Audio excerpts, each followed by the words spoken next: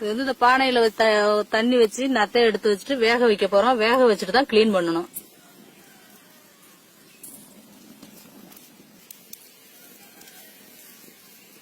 நல்லா சூடு ஏறிடுச்சு. இங்க பாருங்க, இந்த மாதிரி வாயை திறந்துட்டு இருக்கிறப்ப எடுத்துட வேண்டியதான்.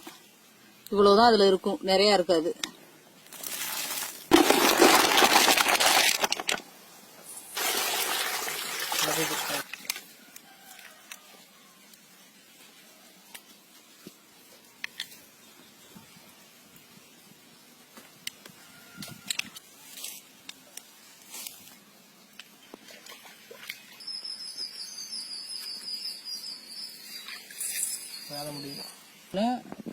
நல்லா சுத்தம் பண்ணணும். ஒவ்வொன்றா எடுத்துதான் சுத்தம் பண்ணணும்.